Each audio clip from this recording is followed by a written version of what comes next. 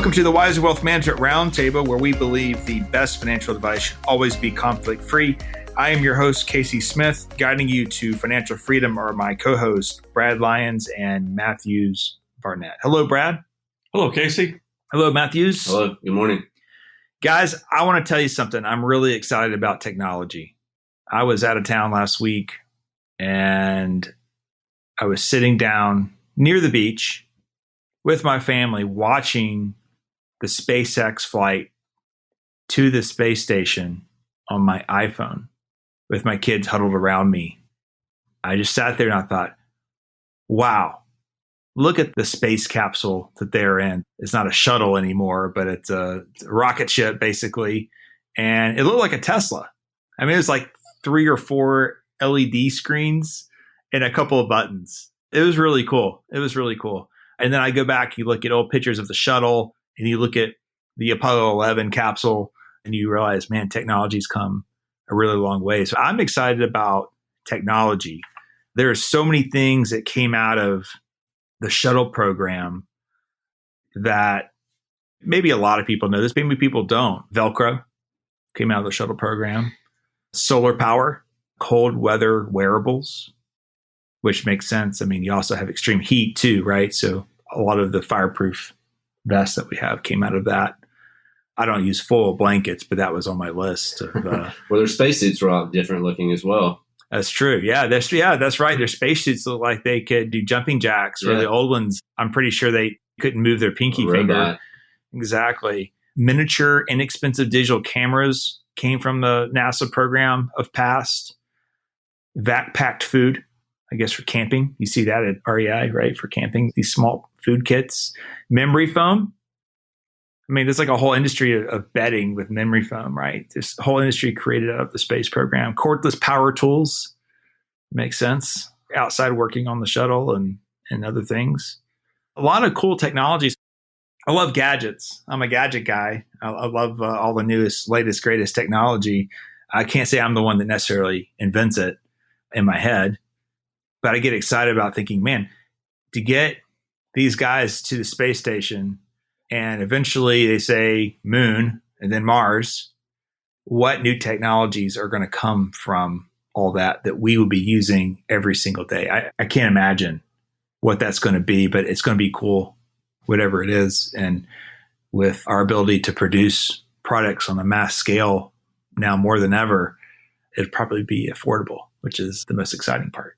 Well, that phone that you had in your hand when you watched the launch is an example where apparently on the original moon landing, the amount of computing power they had in that lunar module is less than the amount of computing power we have in our handheld devices.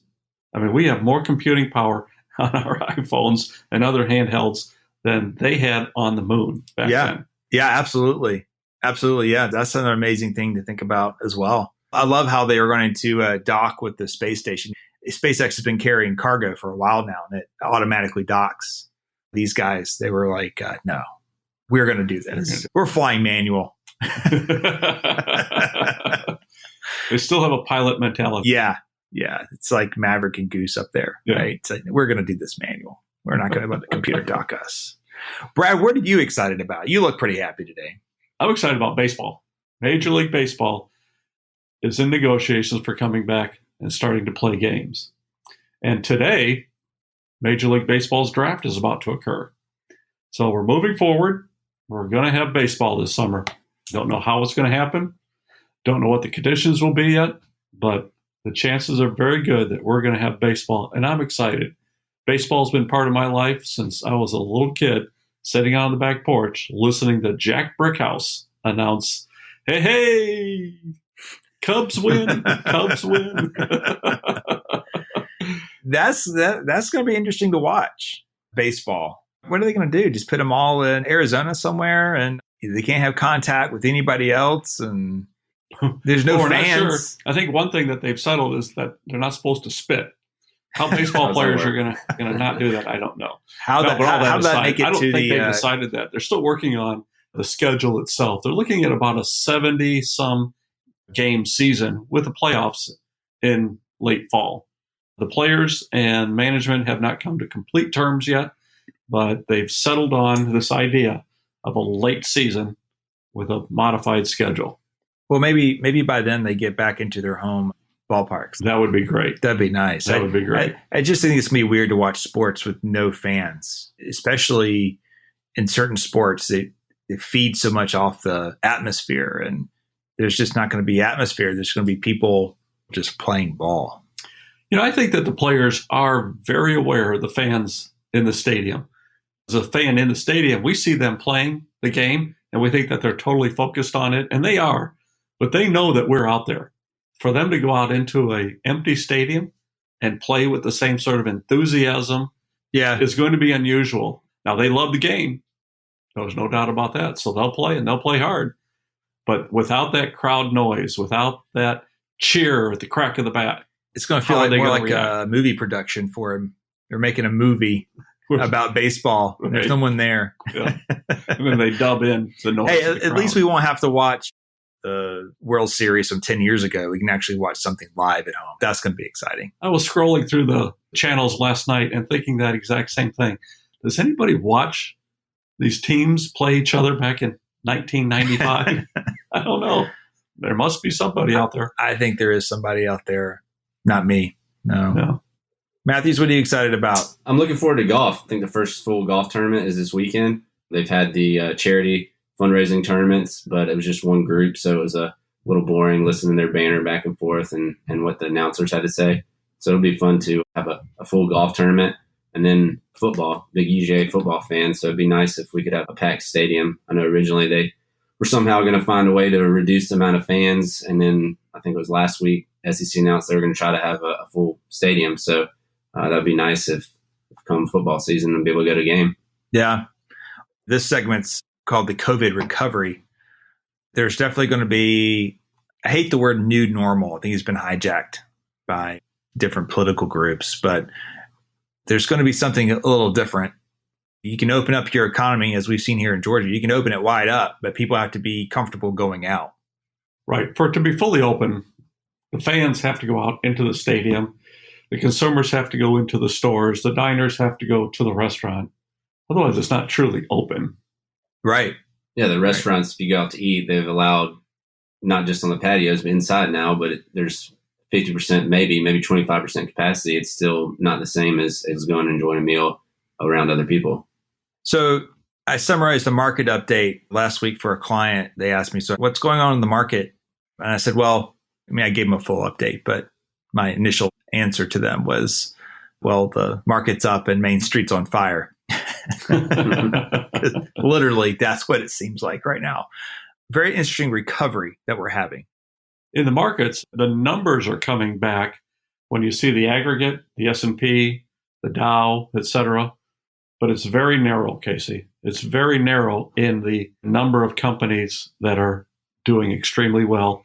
And those companies tend to be pulling the indices forward in the recovery. Yeah, we see that in, for instance, airlines. The airline stocks year to date, I believe transportation, just the airlines are down 52% year to date. Even banks down 33%. It's very industry specific. Very industry specific. Energy. Very much so. Energy's been hit obviously pretty hard because people aren't moving. Auto sales aren't moving. Probably a good time to buy a car.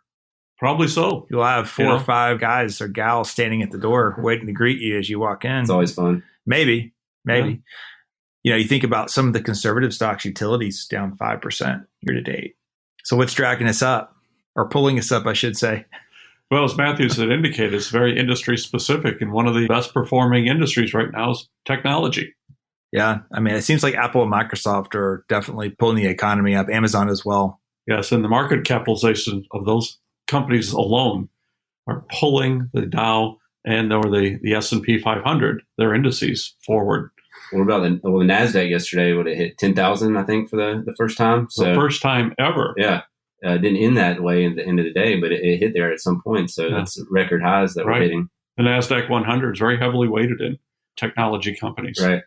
I don't recommend individual stocks. I think actually what's happening now is a great proponent for using index funds. We're seeing We own everything in a basket, but the averages has been really hard to beat. But an individual stock that's done really well, and I think everyone's going to guess it, is Zoom Video. Zoom's become the thing. It's not even, do you want to do a video conference? Do you want to do a Zoom? And then you find out later, oh, it's actually on GoToMeeting, or it's actually on Google Hangouts, but everything calls it a Zoom. It's like Kleenex. I was going to say it's like Band-Aid. It's like Band-Aid. That's right. Up 209% year to date, which is crazy. That's even after fighting some PR issues around privacy. Pharmaceutical company, Resurgent up 59%, 33% up for Amazon. These are the big companies, or even smaller companies they're pulling up the average. The Wilshire 5000, which has about 3,400 stocks in it, 73% of those companies have a negative return year to date. That's amazing. But when you think of it, I can kind of understand that. In this COVID crisis that we're going through, certain companies just had the products and services that the economy needed for that moment in time. And then as we come fully open, the other companies should begin to follow suit with their products and services that serve a general, normal economy. Does this go back to the growth versus value at all? I mean, that seems to have been the discussion for the last 10 years, and it's kind of still on that same path. Well, growth investors have been richly rewarded during this period, more so than the value investors. I think large cap growth is up 6% for the year, whereas small cap value is down negative 25 or so for the year. So choosing your asset class carefully has rewarded those and not rewarded others. That's an interesting point. So many people have said value doesn't have a place in the portfolio anymore. And then some of the largest asset managers added value earlier this year because they'd been so beat up after the whole COVID sell-off. My stance has always been you want to own both in the portfolio. We have seen dividends decline, so I'm sure that hasn't helped the value proposition. If you're buying a value company, yet their dividends were stopped or cut back on the dividend, reduced, and buybacks. Yeah. So there's some unknown there for sure. It's interesting that a diversified portfolio is almost back to break even for 2020 at this point. What's going to happen the next 6 months is hard to predict. That is, because we just don't know the extent that the consumer, which is about 2/3 of our GDP, is consumer spending, to what extent that they are able to, therefore willing to spend going forward until in their minds that this crisis is over. And you still have over 23 million that are still unemployed. That's true. That's a lot of people unemployed, Casey. That's a lot of people unemployed. Now, if they're on unemployment, then we've got a little different situation. I talked to some of our small business owners. They don't believe that the people that are going to come back to work are going to be the same people that left work, simply because unemployment pays so much more than what they were paying them.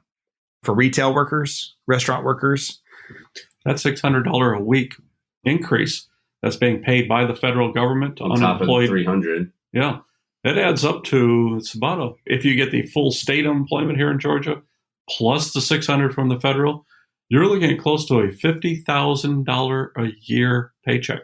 That program expires July 31st. So maybe that spurs part of the return to work as once the paycheck stops, people go back. But now there's legislation out there for a third round, which I believe the market has baked in. The market believes that there is going to be a third round of some type of stimulus, where it be directly to unemployed or a certain type of economic situation for a segment of our population. I don't know what can actually pass right now. Well, the House did pass a third bill. It's stalled in the Senate right now. The White House is beginning to signal that they're going to be willing to look at a third stimulus package here sometime in July. So I agree with you, Casey. I wouldn't be surprised if we see something come out of this. Exactly how they target it, be it to individuals and employees or companies or to state and local governments, is yet to be seen. If you compare this crisis to the financial crisis, we were slow to react, debated a long time on which companies that we needed to save and which companies that needed to fall. And what's interesting to me is we reacted so fast on COVID compared to what we did during the financial crisis. And in the end, the government's almost backed everything. So why didn't the market fall off? Why has the market recovered? A lot of it is because the U.S. federal government has decided that they're not going to allow anything to fail. Everything's backed by the Treasury. That was Jay Powell's exact words, wasn't it? He would not allow us to fail. Right. And that has a cost. Somebody's children, our grandchildren, great-great-grandchildren, somebody at some point is not going to be very happy with us at $6 trillion in additional debt. But right now, it's the backstop that has kept everything going. That's right. That $6 trillion was what's, in some respects, propping up some of these stock prices and propping up some of these companies that might otherwise be facing even more difficult times. That money is going into companies and into the stock market and the bond market because it simply has to flow somewhere. At the moment, the Treasury's holding somewhere $6 trillion in public debt, quite frankly, where they have bought securities in the open market in order to shore up prices and to make sure that these bonds do get paid back to the bondholders. That's a lot of money out there swashing around looking for a home. Absolutely. Matthews, you have a comparison for us? So that's, the quote, history doesn't repeat itself, but it does rhyme. And this is kind of a similar situation to 1968. There were riots and protests, pandemics, as well as elections on social issues. Tragically, Martin Luther King was assassinated in 1968. There was also the presidential election with Herbert Humphrey and Richard Nixon. And there was the H3N2 Hong Kong flu, which killed about 100,000 Americans and millions more abroad. The S&P from January to March that year was actually down 9%, as you'd expect, but there was over a 24% rally, and the year ended up positive, almost double digits. Pretty similar in all aspects to what's going on today, unfortunately. And the market has rebounded almost 40% from the lows, and we're now in positive territory, talking about how the year will end and if we'll recover and have a great year. That's very interesting. I don't know that I would have thought to go back to that time period unintentionally. Even my space comment at the beginning, we were doing a lot of things in space in 1968 as well. So I like that quote. History doesn't always repeat itself exactly, right? It does rhyme. But it does rhyme. Yeah. Very good. Hopefully we can learn from a lot of things from back then and do things differently going forward. What's happened in the last few months is a reminder of, to me, on a personal financial standpoint, as a financial advisor, always stay the course. We had so many people that, not our clients, but just retail investors that were liquidating in the worst possible times. The low so far this year has been March 23rd, and the run up since March 23rd in some asset classes is up over 50%. And we had people in the retail markets, non-guided, selling at the worst possible time. And it's human nature to want to do that. So it's a reminder to me of you got to keep focused long-term, build portfolios that can handle the volatility, add treasuries, add bonds to the portfolio to absorb some of that. We have to keep a long-term focus. Here, I think we've done a good job of communicating that to our client base during some pretty scary times. For me personally, I kept a journal back in 7, 8, and 9 of work and things that we were doing, and basically wrote notes to my future self going, next time this happens, do this.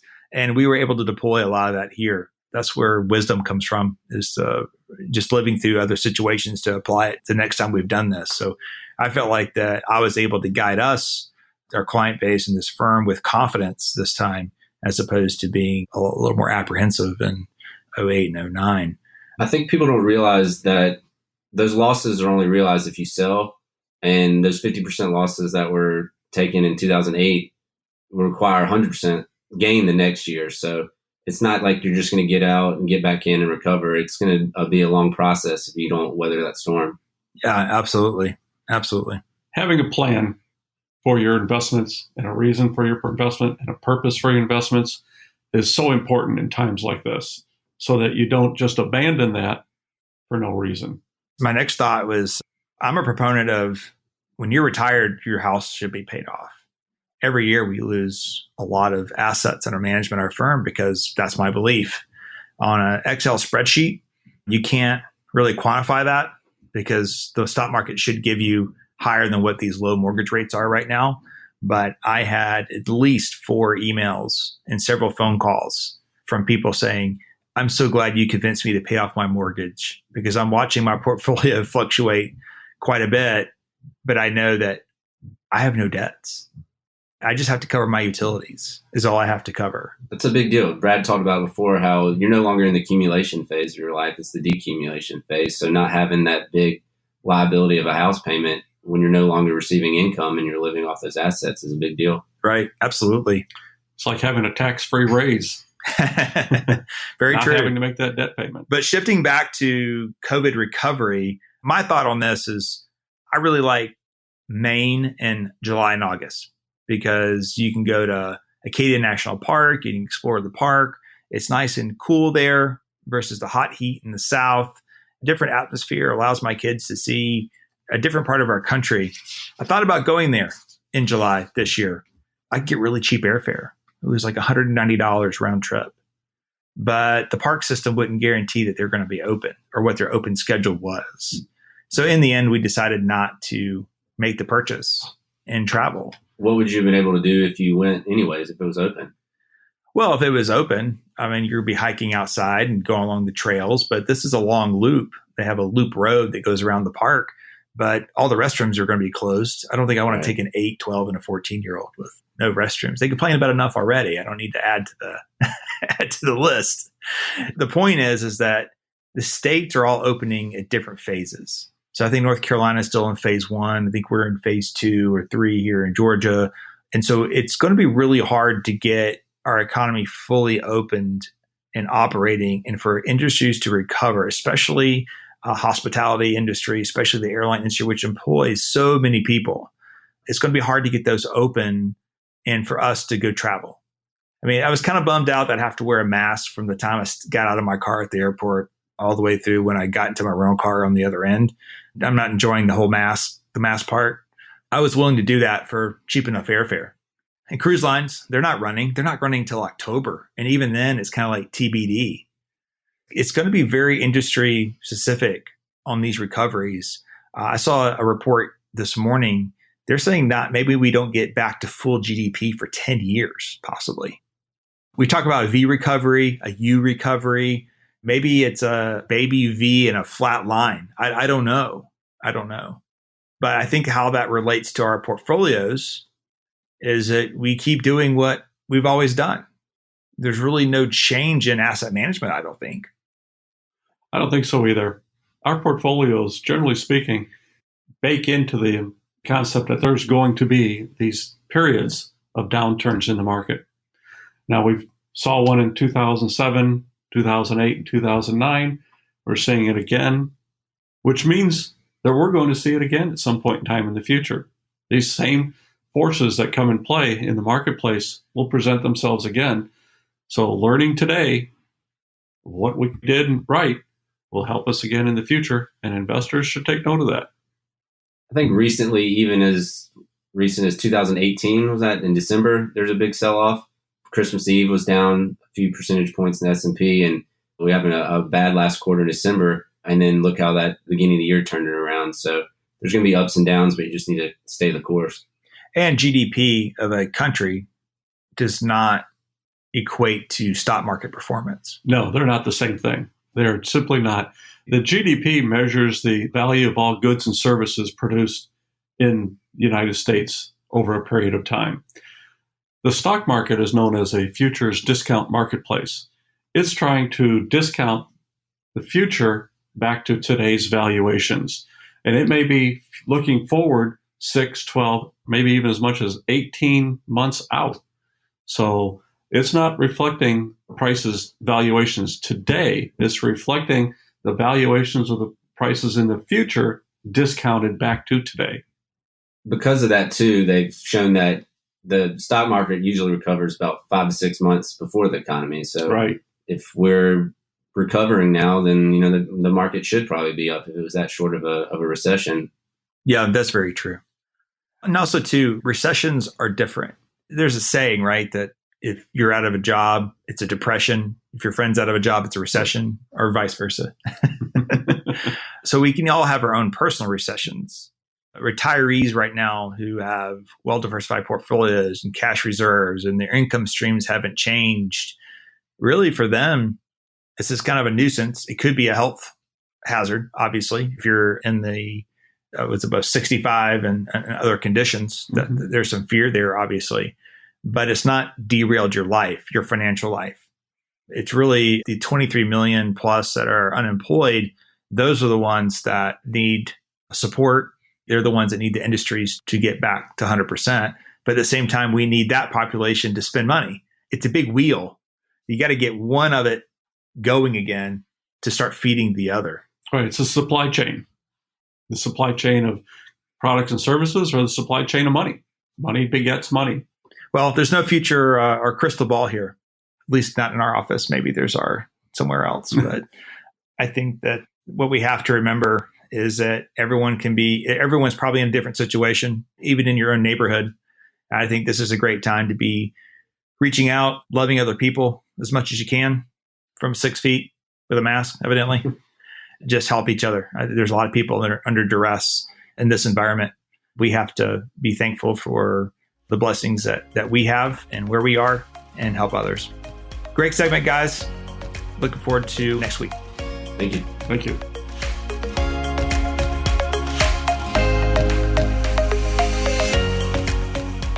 Wiser Wealth Management Incorporated is a registered investment advisor. Information presented is for educational purposes only and does not intend to make an offer or solicitation for the sale or purchase of any specific securities, investments, or investment strategies. Investments involve risk and, unless otherwise stated, are not guaranteed. Be sure to first consult with a qualified financial advisor and/or tax professional before implementing any strategy discussed herein. Past performance is not indicative of future performance.